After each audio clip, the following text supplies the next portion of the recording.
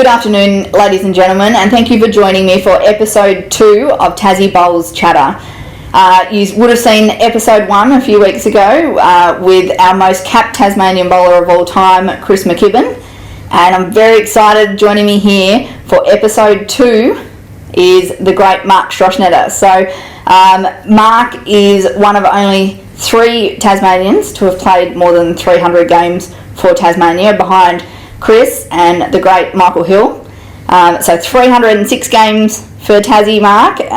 Thanks for joining me today. And no worries, babe. I know it was remiss of me to say Australian representative as well, so we're very honoured to have you. Thank you very much. Thanks for having me. Now we're going to cover a range of things through our discussion today, and we've also picked up a few questions on Facebook that people have left, so we'll have a bit of fun with that later. But we're going to go right back to where it all began. So we're going back to 1990, Lilydale Bowls Club, and that was where you first got into bowls. It was, yeah. It was probably even a year or two before that. We, I think the old man started penning in 88 or 89. Me and my brother used to go along and have the odd roll, and I think in 89 I might have played 1 or 2 games just filling in. We used to play a couple of bowls in the back of the pub as well, which sort of got us into the outdoor as well.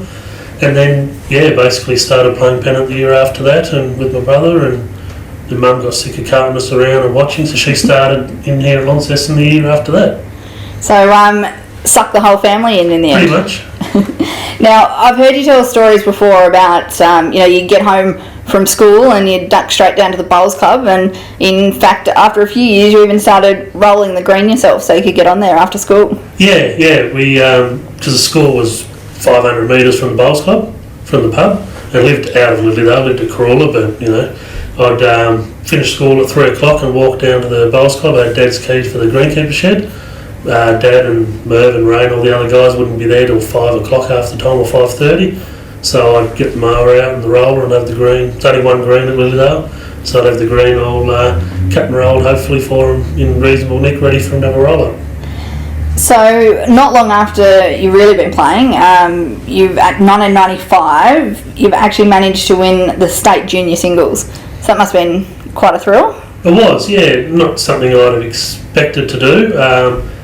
Probably only with my brother had 3 years maybe in the juniors, because we didn't enter it the first year or 2. Didn't think we were, I suppose up to scratch, or probably didn't even know it was an event and it was on. So the first year we entered, we got lucky. We managed to get runner-up in the pairs in the north, me and my brother together. And then, after a couple of years, got that a little bit better and somehow snuck the northern singles. And back in the days then, you played your regional championships, and then the 3 regional winners played off at the state one. And I think it was up at East Launceston Bowls Club, and managed to sneak in a win in the singles. Couldn't get there in the pairs. Okay.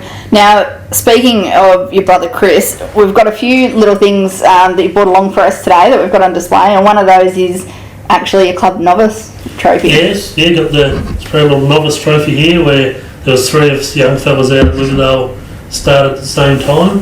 I think I got lucky and got a bye into the final, if I remember rightly, out of the 3 of us, and Chris had to play another young fella, beat him, and then I couldn't tell you what the score was. Might have been 4 or 5 shots in it maybe, but got bragging rights over the older brother early on. Now, I'm amazed that you can't remember what the score is, because as a few people mentioned on Facebook, you have quite a memory for bowls, so I think this chat's going to be really interesting, because I think you could nearly tell me play-by-play on a lot of games that you've played over the years. Some good floggings I've copped where you can't help but remember what happened and what went wrong, and just a few shots here that the people managed to pull out that you witness, and you're on the green when that happened, and especially when it comes to triumph and success and things like that, you do remember some of those shots. Yeah, absolutely. Now I'm going to read out one of the paragraphs in Eric's book. Mark says that his parents are not the pushy type and have never put pressure on him to perform. They simply enjoy watching him play, knowing if Mark is confident in his own ability, he will enjoy himself and play well. They do not demand anything of Mark. So I think that's a pretty good testament to any junior and the good support that they have from their parents, and your parents were no different. Yeah, exactly. Yeah, there's nothing worse than pushy parents or not even parents, but other people from those clubs, I suppose, if you like, guardians and things, because probably the quickest way to turn a kid off doing something that they enjoy. Now, we were lucky with my brother and I, with any sport we played, we wanted to do it, we done it. Mum and Dad would cart us around, obviously get involved as well. And Mum and Dad just loved watching bowls, so they came and supported the state team when we were in later. Well, when we went to the junior nationals, they were there. State team, they went to 3 or 4, I think, Alley Shields and a few Vic Series and other things. They just loved playing. I think me playing was a good excuse for them to get away and watch some decent bowls. Yeah, and I know a few people commented on Facebook, and I agree wholeheartedly. You're probably one of the greatest gentlemen of the game of bowls. And for those that know Madge, it's no surprise really, because she's one of the nicest women you'll find in bowls as well. So yeah, well, I think it's the way we were brought up to respect your elders. And back when we started playing bowls in the early 90s, we were quite young to bowls. There wasn't as many younger people, if you like, around the average bowls club. They were all older, so we were brought up around older people all the time, so it was just natural. And my boys hopefully are doing the same thing. They show some good manners and respect when they're at the bowls club, so there's nothing worse than having a little smart ass yapping around and telling you what's what. So respect your elders, treat people the way you want to be treated. Simple as that, really. I like it. It's good. Now it also goes on to talk about Chris is also an excellent player, which has helped Mark's game develop. Like most brothers, they're very competitive, and playing with and against Chris over the years has given Mark plenty of opportunities to test his ability against a quality player on a regular basis. So did you grow up having that competitive nature between you, or playing off each other a bit and training against one another? And we did. From anything backyard test cricket was always competitive and ended up in a brawl sometimes. Golf, tennis, but when it came to bowls, Chris was a good player. I think his first year at Longford, when he went out there, he won the A-grade singles. Yep. With people like Dick Crocker and co out there, so he could play. But then he had to stop playing because of work and family commitments. But when I was progressing and getting somewhere, like with the national stuff and state stuff, I'd often get Chris to come and have a roll with me and give me a game of singles. And for someone who hadn't picked up a bowl for a few years, generally I always beat him, but it'd only be by a couple of shots. Yep. I was always guaranteed a good game and a good 2 or 3 hours practice. Good. Now you had a few years playing obviously junior bowls here in Tassie. Won the singles in your last year of juniors in '95. Started representing the North in '96, and then got to make your senior debut for Tassie. Or when I say senior, we refer to seniors now as over 60s. So the Open men's team in 1998. Your first chance of playing for Tassie. What was that like? That was exciting. Locally here at Trevellyn, the national round robin for the men was on in March 1998. Yeah. That was exciting. I had a couple of years playing for Bowls North, playing with some good players, which I really enjoyed, but at that stage thought I'd gone a little bit stale of the bowls and was looking at maybe playing pennant and then playing golf and a lot of things, but made up my mind, I think December before, it would have been December '97, that I was not going to really worry about the bowls too much. Go down the mailbox and find a letter in the mail a couple of weeks later saying you're in the squad for the state team for would have been a statewide pennant. Yeah. Round robin coming up. So I thought I might give that a go, because with the nationals being only a couple of months later in your hometown, I thought it'd be stupid to not have a go at that. So must have played okay in the statewide pennant and held my spot, and got a gig in '98, and there goes the golf career. Yeah, well, unfortunately probably not as much money in it staying in bowls, but fantastic career to follow. So got to play a couple of years in the Tassie men's side, Alley Shields and Test Series and the like, and then after a pretty strong performance at the 2000 Australian Sides Championships in Canberra, I think is correct, you get named in the Australian development team for the first time, or development squad. Development squad, yeah, that was a bit of a surprise. I think when they called my name out, a few people had said, it might be a chance here, Mark, they name 10 under 25 players, and I think to myself, I thought, no, not really. You know, I haven't been around that long, but I think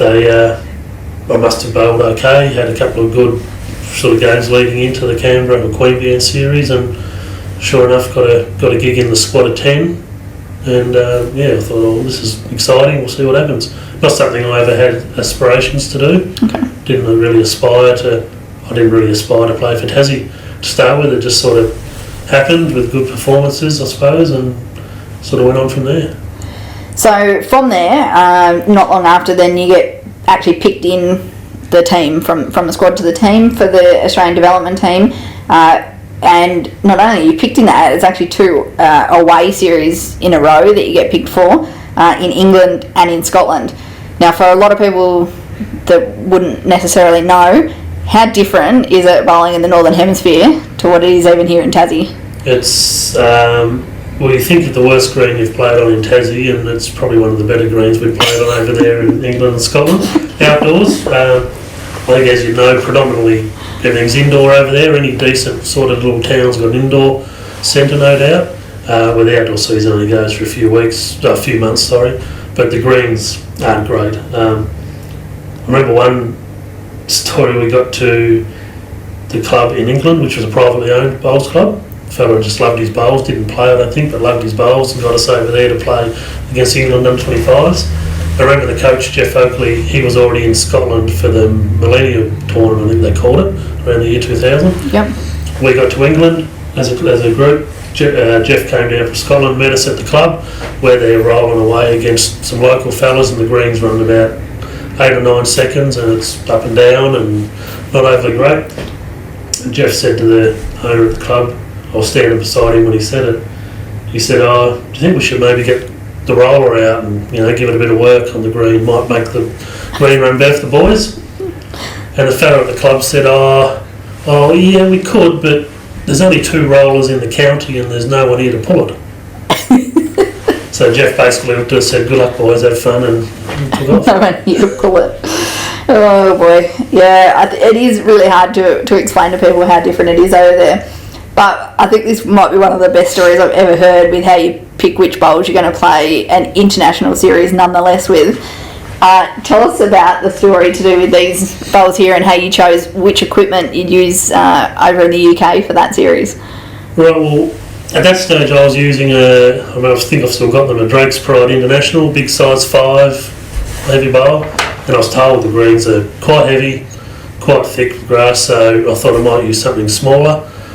So I tried a couple of different sets. I used my brother's, who was only using a size 4 in the international, but he had the dimples on his, and I didn't like the feel of the grips. I've never really owned a set of bowls that had the grips on them, so they went by the wayside. Dad's had grips, so they were no good to me. So I thought I'll find an old set of bowls somewhere to have a roll with. And I happened to be at Launceston Bowls Club, where I was a member at the time, and I was just walking through the club, and I went into their heritage room where they got all the photos and trophies and different things. And there's a set of bowls sitting up on a display cabinet. They're Henselite Super Grips, 4 and 15/16. I noticed they had the Australian coat of arms on them, because they were donated to the club by a former past president of Bowls Australia, or Australian Bowls Council, then Sid French. And I thought, that's quite appropriate. I'm going over to play for Australia, they've got Australian coat of arms on them. So I pinched them off the display case out of the Bowls Club. I'm not sure if anyone knew about it. And proceeded went over the back to Royal Park on the rugby field to have a practice. On the rugby field? So we used to practice there in the backyard at home. And yeah, thought, oh, bugger it, they'll do, they'll be perfect on those sort of greens, and they were the best bowl I could have taken, I reckon. The old Super Grips. Yeah, you certainly need a wide bias bowl over there, but I love the fact that no one at the club even knew that you'd taken them. Yeah, when I brought them back, I thought I'll leave the stickers on them, because they look pretty good with the coat of arms and the Australian stickers. So they didn't have the stickers on them, obviously, so I just told someone eventually that they'd gone missing, so they didn't think we'd been burgled or anything. And yeah, just gave them back to the club when I'd finished with them. Perfect. I love it. That's a great story. Now you managed to play all up. You played 7 series, Australian development series. A pretty long haul before you were too old to play. And I think as a group, the 8 or 10 of us that sort of went through those series, I'm pretty sure we may have lost one of them to New Zealand, I think. I'm not real sure, but we didn't lose many of the series, which was which was very satisfying. I think I read that maybe you had a win-loss ratio of about 37 to 16 or something. Sort of 2/3, 60%, which was I was pretty happy with. Yeah, very good. With singles, pairs, and triples. I don't think we ever. Yeah, we did play fours in the Trans-Tasman, but I don't think I ever played fours. I was usually stuck playing singles and pairs quite often. Yeah. Stuck in the singles role. Stuck. Out of the way. So, I suppose you're coming to the end of your under 25 career, and it's sometimes really difficult to take that next step up to the big boys, I guess you could say. And then 2002 comes along, and you have quite a standout year. So, first at this point, still actually haven't won a state men's title, but that's okay. Just go and win the Australian Super Series singles. Go and win an Australian title before you win a Tassie title. Yeah, had a pretty good week over at Moama. You'd remember the old Moama five-a-side. It was probably the best tournament Australia fantastic. had. Everyone enjoyed it. Yeah, had a good week and managed to get through my sectional games, playing against Calvin and Steve, and I think Sean Baker might have been the other one, and had a good week and won all of those. And then the TV games, managed to get over Calvin again, I think, in the first round, and then Stevie Glasson in the semi and Jeff Ayworth in the final. Just, again, a bit of a surprise that it sort of happened. I was playing well at the time, I suppose, so anything can happen, but again, it's not something I obviously set out and had goals to do. It's just a bit of luck, I suppose. Got selected in that role for singles, and back then I think the singles and pairs combinations from the five-a-side stayed on for the TV Super Singles. A bit of luck went my way this year. One of the 4 or 5 years I played in it, the only bit of luck I had, I think, for those 5 years, and managed to snag one. I feel it would have probably been a little bit more than luck, but I know you and I have had a bit of a laugh before. That the year before you played Steve Glasson, who was the running world singles champion at the time, but you played him the year before in the semi-final and unfortunately lost that game. Beat him the next year and then went on and won it. But whenever they seem to play replays of the Super Singles, it always seems to be, unfortunately, the game that you lost that they replay. I think I might have had 4 years in a row where I could play Stevie in the semis of that. And I got the 1 year, he beat me the first year. It might have been the second I won that he beat me in the next couple. And I've had a lot of people say over the years, I was up middle of the night, ABC or Foxtel had a replay of some bowls on, seeing me playing against Stevie Glasson. Oh, was that the game I won? No, you didn't win that one. And I don't think I've heard one person say they've seen that game. Yeah. So I've sort of had a suspicion that Stevie, Rupert Murdoch Glasson might have had a bit of a share in the media market back then, and to protect his image and all that sort of stuff. I wouldn't put anything past him. That game's been wiped from the history books. Well, I actually went and tried to search for it on YouTube because I thought at the end of this interview I could put a link on there and people could go and watch it, and I could still only find the one that you lost. You'll have to see Steve about that. I reckon it's in the I'll put a call out. Yeah. So it is the start of a bit of a purple patch for you. In 2002, you managed to win the Super Singles. Not long after that, I think it's probably the start of 2003, you do crack it and finally win your first Tasmanian title, and you win the state men's fours with Zune, Cordo and McKibben. Yeah, carried through that nicely and turned the first title. So we were probably lucky to get away with that win in the end. I think we were playing Matty Clark and Rocket Horton, Ricky Richardson and Kim Redshaw. I think they had us by a few shots with a couple of ends to go, and I think I remember Chris pulled out a weighted shot in his backhand, which I don't think he really ever played. It was always his forehand with his weighted shots. But somehow or other we managed to, I can't remember if we played an extra end or we got to the last end and got a couple of shots to pip them by one. So we couldn't really celebrate. We were playing at Wynyard Bowls Club, and because it finished on the Monday, the long weekend, and had to get Chris back. and John had to get to Hobart, me and Peter back to Lonnie and back to work the next day. So we caught up for a celebration a few months later in Sydney at the round robin. Oh yeah. Made up for lost time there. Yeah. Yeah. So, you've gone on to the round robin then, and can only presume must have put in a pretty good performance there, because then you get the call that you had the call up to, and you made the leap into the Australian Men's Open squad for the first time, 2003. So it must have been a pretty special call to get that one. It was, again, not expecting it, especially since they only named the 10 players, and I think there was one or maybe two others come out of the under 25s the same age as me. People like Mark Casey, I think, was a bit younger, still had a couple of years to go, but but we did have a good series in Sydney. I remember my rink, I had Sean Donoghue and David Minns and Peter Zoon. I can't remember if Minnsy was 2 and Zooney was 3 or which way now, but I remember we lost our first game to ACT on our rink by a couple of shots, and then we won the next 6. So we won 6 out of 7. So we had a pretty good week. I think that included probably rink winning against New South Wales at St John's Park against some people like Rex Johnson that had played for St John's Park. Yep. So that probably helped. A bit of notice there, and get lucky enough to be named in the squad of 10. Yeah. And not only get named in the squad, but then not long after that, make your debut for Australia, cap number 116 in a series against Wales. Yeah. But here in Australia. Here in Australia, Pine Rivers in Brisbane. I have mixed emotions about the Australian game, just for a couple of different reasons. I got crook leading into it, which didn't help. I had tonsillitis, so I was pretty much on the sofa bed at home for a couple of weeks and couldn't eat and on tablets and couldn't practice or anything. It was middle of winter as well, which didn't help. Yep. So I think the series might have been played in June or something.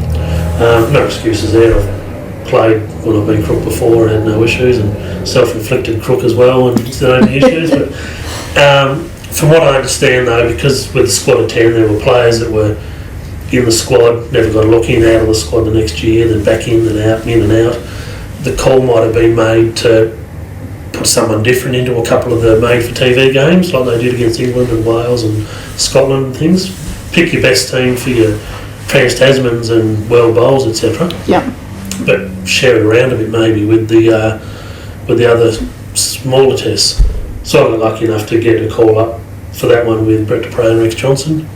Not an ideal lead into it, obviously, with being a bit crook, but played okay. I got put into the singles role, which a lot of talk around the time was I shouldn't have been playing singles being you. Rex or Brett probably should have had that, and I should have been in the pairs. Not much I can do about that. I was selected. I didn't have a say in it. But just a player. Yeah, you have people telling you shouldn't be playing singles. People telling you bowls are no good that you're using because they were too tight or whatever. Got some new sponsorship from Drake's Pride and bowls were fine, but I just probably wasn't in as good a form as I could have been. Yeah. And unfortunately, I lost the singles in my game. The pairs managed to win. Then we played triples. I played in the middle, and that went to an extra end, and we lost on the extra end. And the unfortunate part, I think, the 3 or 4 years before that, Australia had beaten Wales, and I think the 3 or 4 years after that, Australia had beaten Wales. So out of like 9 series, I was involved in the only one that lost. And the word I heard after that from, I think the chairman of selectors or something was to the Bowls Australia, well, you can shove your rotation around where the sun don't shine. We're just going to pick the best teams, and that was about it. And they cut the squad fair enough next year to 7 players for whatever reason, I'm not sure, but they named it back to 7. So I was one of the ones that missed out the following year. Myself and Steve Anderson and another player, we got cut out of the 10, which was fair enough. And that was my career.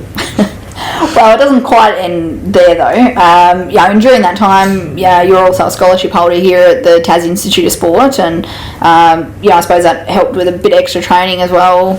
It did, yeah. And other stuff too. Like a lot of people probably don't know that the Tas Institute of Sport works with athletes on assistance with work staff interviews, getting you ready for things outside of bowls as well. Well, I was encouraged by, I can't remember who now, someone said apply for a scholarship, might help you with getting somewhere, and I think I might have been 7 or 8 years, I might have had a scholarship in the Institute of Sport, and first long bowler I think to get an individual scholarship.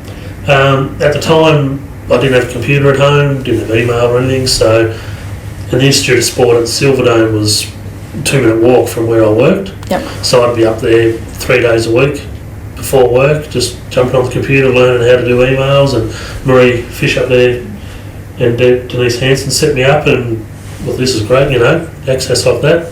And then a bit of scholarship money, I used that to travel through the winter up to Darwin for I think 3 winters up there, just for a couple of weeks to play in their tournaments at the Arafura Bowls Club. So I've been to Darwin for the round robin in '99, loved it, loved the spot. Went back for the next three winters and played some tournaments with young Sean Baker when he was a little whippersnapper, the 14, 15-year-old, however he was. His parents, and had a game in the Darwin Master Singles, got roped in to play that at the last minute, managed to sneak a runner-up in that. Went up there for a week's holiday and a bit of a practice, done the silly thing and wandered down to the Darwin Bowl for my accommodation to have a beer and see the local guys, and what are you doing up here, Strosh? I'll just come for a week's holiday before the game. Oh, you're playing tomorrow in the Master Singles? No, I'm not, I didn't enter. They said, yeah, someone's pulled out, there's a spot, you're in. Be here at 9 o'clock. Oh, great. So ended up playing in that, thought I'll play Buster Quinn on the first game, I'll get flogged here. State player, managed to sneak past him and found myself in the final a day or two later and got picked by a shot. Okay, well, nearly got there. Yeah.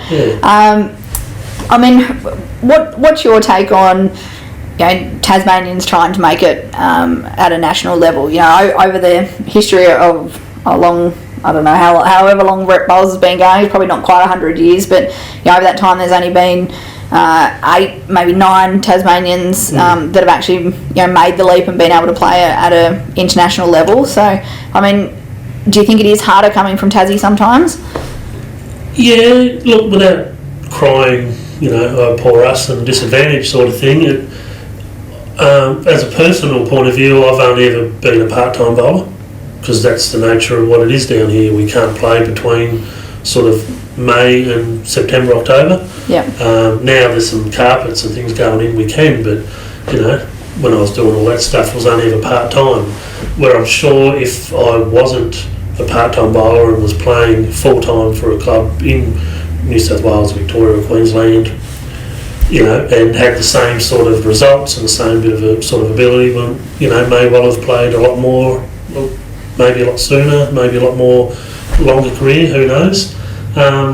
So it can be a bit of a disadvantage, but on the other hand, the advantages you get were, and I asked our national coach at the time when I was in under 25 for some advice, move to Queensland, or because I had no offers as such, but people say come to Queensland, you'll get a game, come to our club, you'll be in the stateside, blah blah blah. When the Miami five-a-side was going, when the Super Singles, when I managed to win that, Jeff Oakley said, stay in Tassie, you're pretty much guaranteed a game in the 16, you're guaranteed a game pretty much in the five-a-side, where you're being seen, you get to play against your Glassons and your Kirkos and people like that.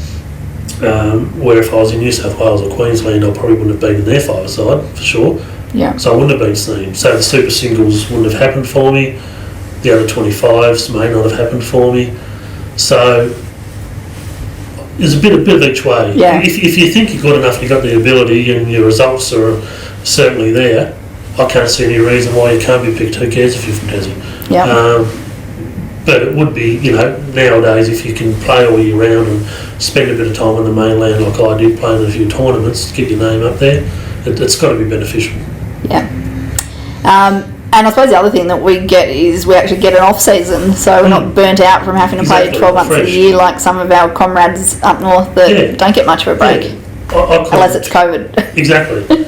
I can never picture myself pretty much playing 12 months of the year, and even as a part-time player here, I used to always play the Vicks in the first week of December in the French Holbrook, and I pretty much wouldn't touch a bowl after that until after our state championships had been on in early January.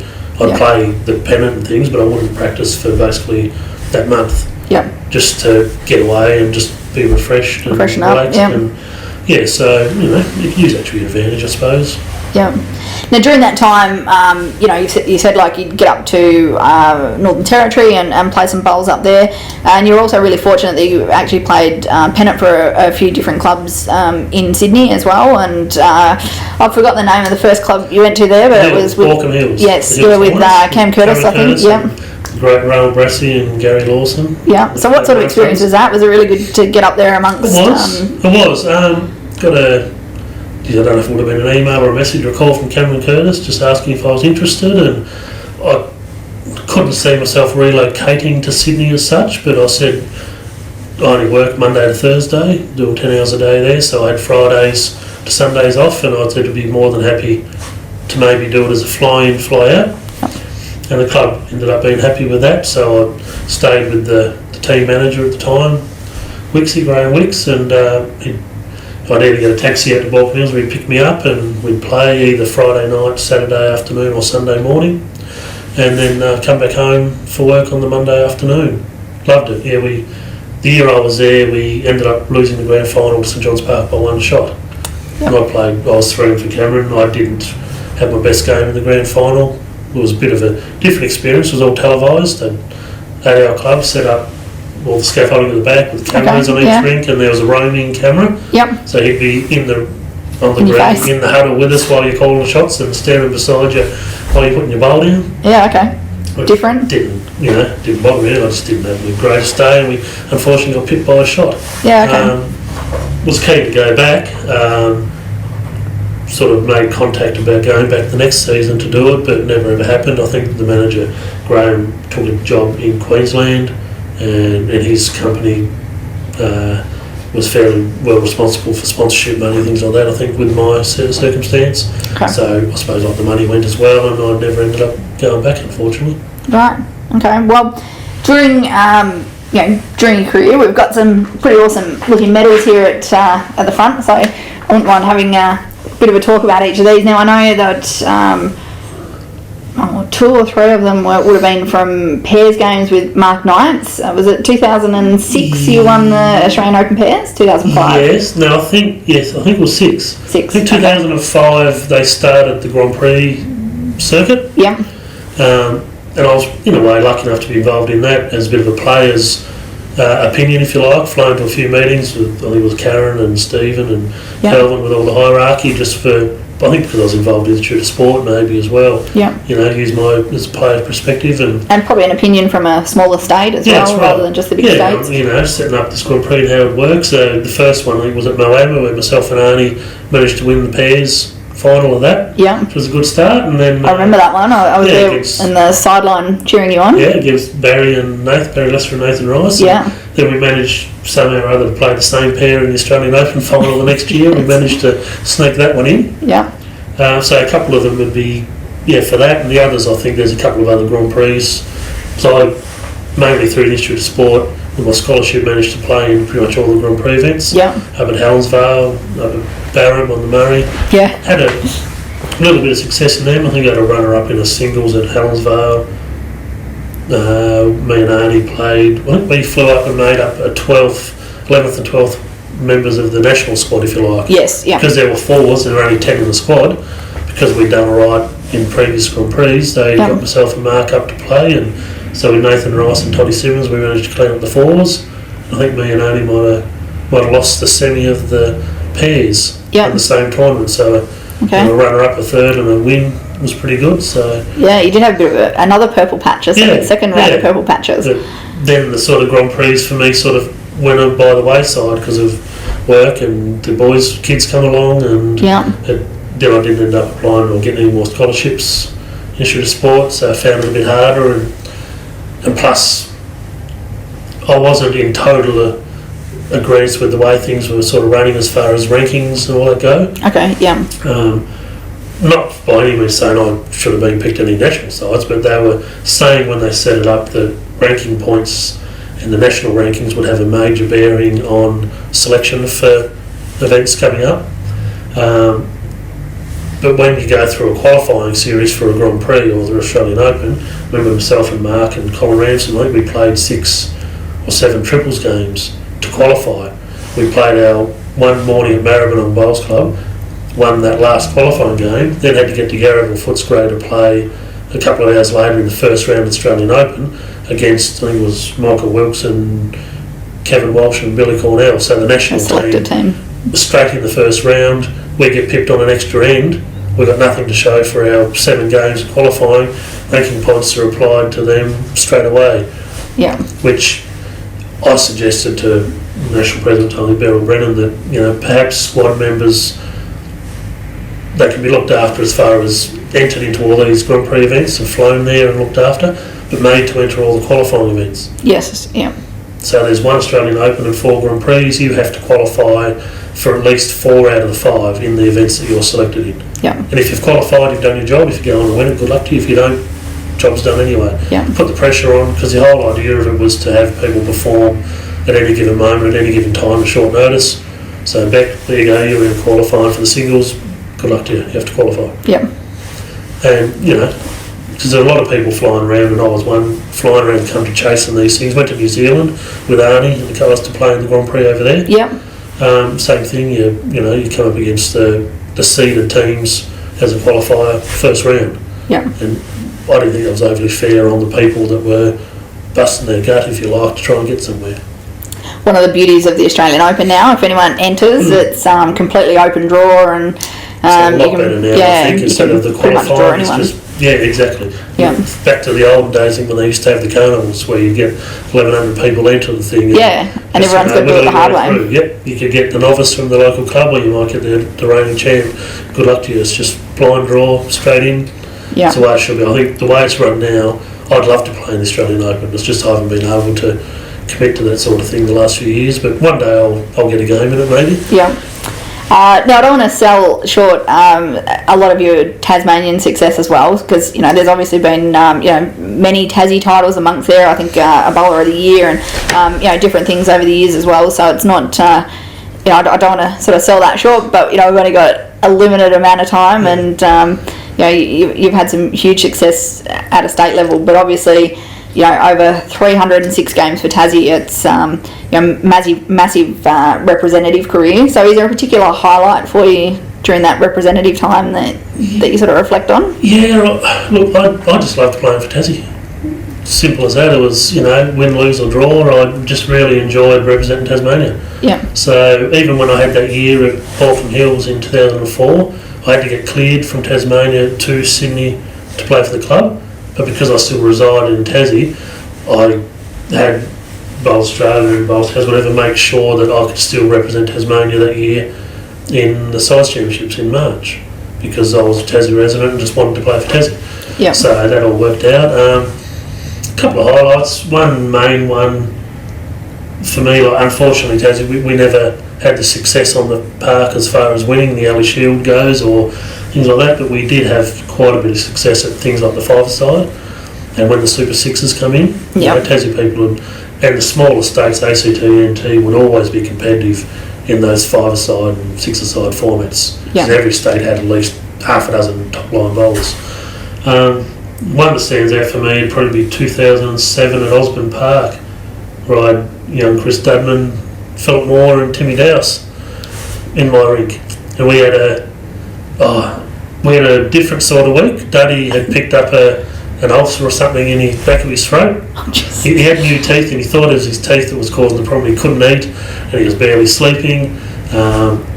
So he had a rough trot. I think Phil Moore might have had some abdominal pains, so he bent over occasionally and he'd have his stomach. And Timmy Dowse had hurt his heel or his ankle or something. I don't know if he'd done his Achilles or what he'd done, but how would he run up the green if he hurt himself? Timmy had kept him on the mat and he couldn't have bowled any better. We had a really good week at Osborne Park.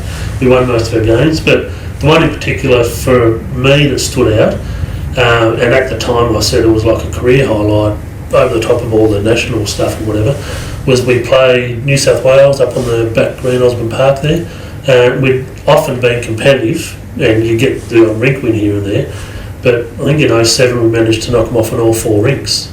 Yeah, okay. Which was a big highlight. I thought it was just, everyone just gelled, everyone was bowling well and enjoying it, and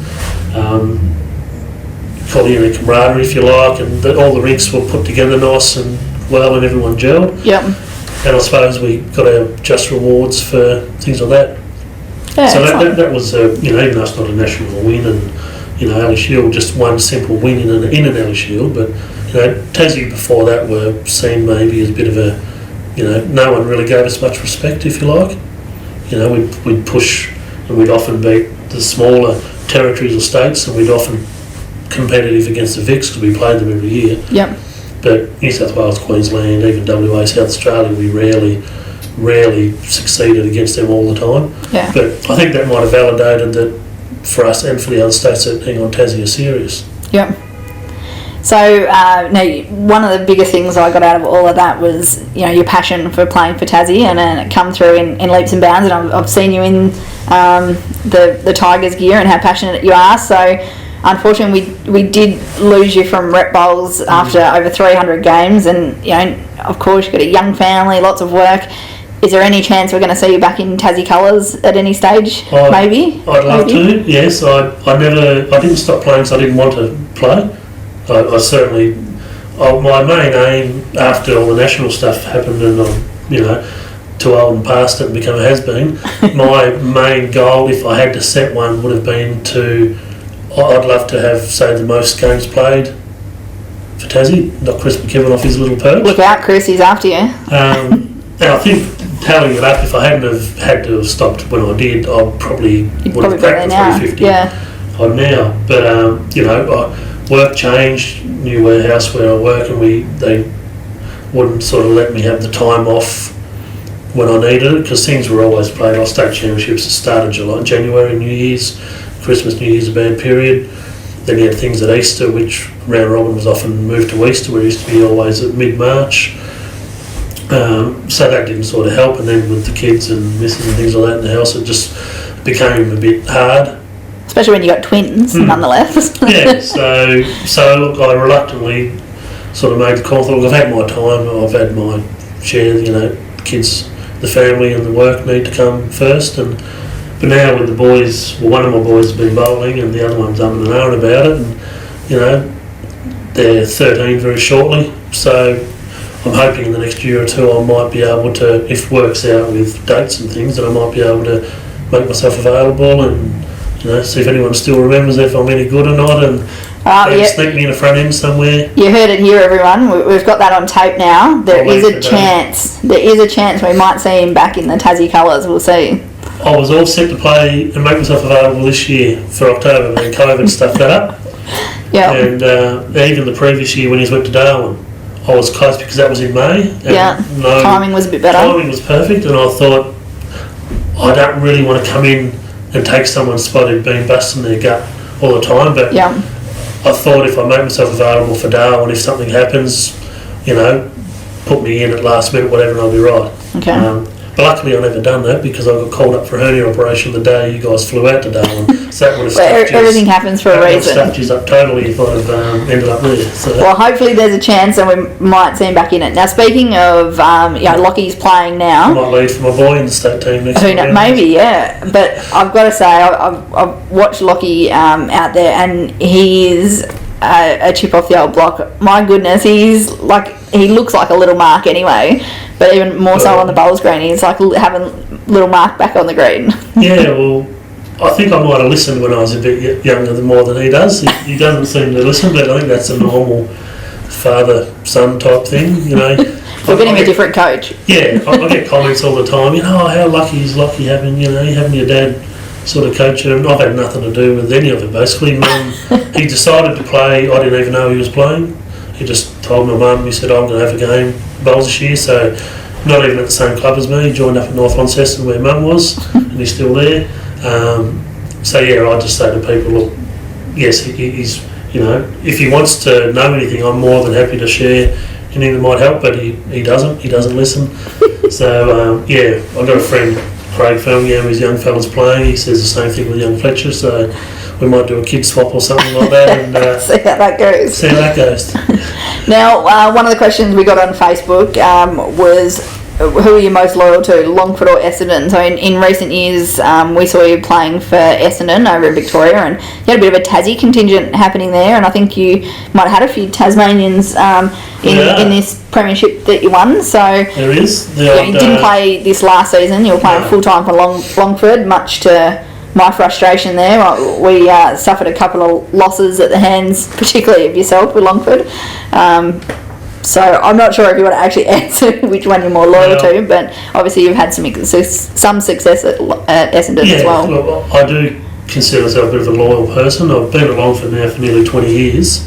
No reason to leave. It's a great club, great people. The Essendon opportunity came up when I got a message from Anthony Flapper, who played against many times when he was playing for Victoria, and he was in the under-25 squad, same time I got in it as well. See if I was interested.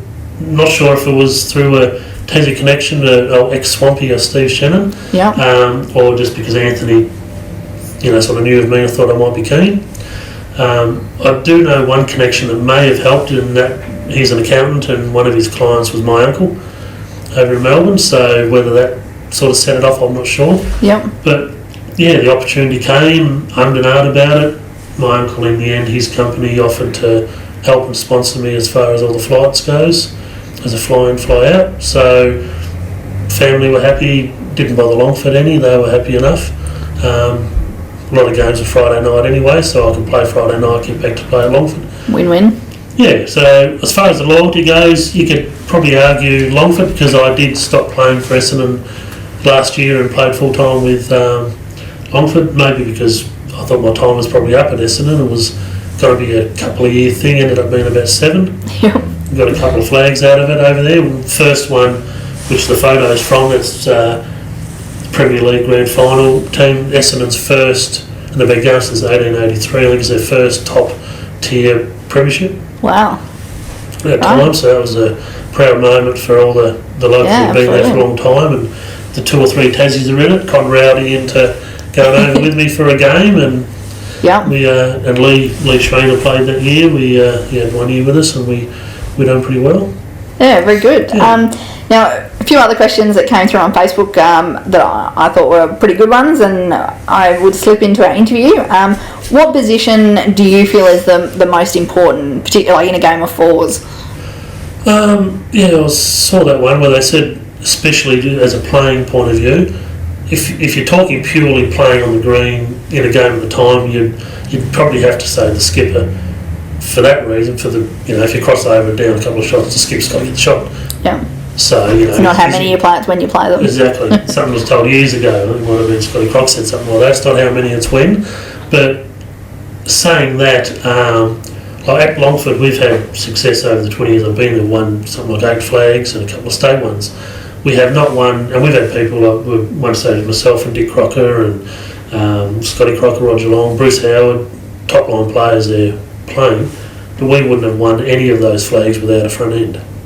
So give me a good front end and we're right, I reckon. That's regardless of who the skip is. Your skip's very important, has to get the shot and has to be able to do it, but yeah, a skip can play 6 good bowls in a game and be the difference. But if the leading 2, even the third, if the 3 people in front of you aren't there giving you a chance to do that, then you're nothing really. So a bit hard to answer who's the most important out of all 4. It's got to be a good 4, a good team. One of those old sayings, champion team beats a team of champions any day. Good front end, I reckon, is key there. Now, you probably sort of answered this one, but your favourite thing about representing Tassie, and just the fact that you love playing for Tassie by the sounds of it? Yeah, just love playing for Tassie. Just the majority of the games over the years, everyone seems to get on and gel. I don't know if it's because being a small state and not having any expectations when we go away to win it, people will probably go away and enjoy it. So, and that goes a long way, doesn't it, really? If you go over there, you're going to enjoy your week, chance to get away, have a good game of goals against the best players in the country and the best players in the world that you don't get to play against all the time. You see them on telly, that's about it. So, I think that's one of the main reasons why I enjoy playing for Tassie. It's just, it's going to be a good, enjoyable week because people are going to try their hardest and, try and get that bit of a bragging right. We managed to beat his rink, or managed to knock off that person, sort of thing. Might have only played them twice in your whole life and you managed to beat them twice. Claim to fame. Claim to fame, basically. So it's it's always been a good week away. Now, there was a lot of comments on Facebook around, they wanted me to ask you about food and how much food you can polish off. Now, this is going to answer 2 questions in one go, and we're also going to answer why you're called Stallion. So it's fair to say you can eat like a horse. Always never minded a bite to eat. I think that's hereditary. My dad was a big eater as well. He worked it off. He was a bushy, hard-working sort of fella, and he was a stick figure, but he could eat really big. Remember, we used to go for Chinese, a place that doesn't exist anymore, Sun Sing, on top of the Mowbray Hill where KFC is now, and we'd have an entree, and then Dad would have a whole flounder or something for his main meal. we'd get a banana split for dessert, and Dad would have curry or garlic scallops or something for a dessert. Another main meal. So I think I've always had something to eat. I don't eat probably a lot, but I'll eat often. Yeah. So it's nothing for me that I'll rock up to a bowls game, pennant, and I'm usually running late coming from athletics or something with the kids, and I'll eat my lunch while we're rolling up. So everyone always sees me with something in my bloody mouth. But I think the horse and the stallion thing started when I first made the state side. I'm not sure if it was Dickie Crocker or David Sutton. I think I attributed it to David. I think he started calling me Horse. Yeah. So he like a horse. Okay. That's the reason. I think he said something wrong. Someone asked Mum maybe at the time was near David, said, why do you call him Horse? And David just smirked and turned away and didn't answer. And I said, no, definitely I eat like a horse. And I think the stallion just evolved again through probably Dickie Crocker and Teddy Dublin when the twins come along. Instead of just a horse, obviously you've got to leap up to a stallion. Yeah.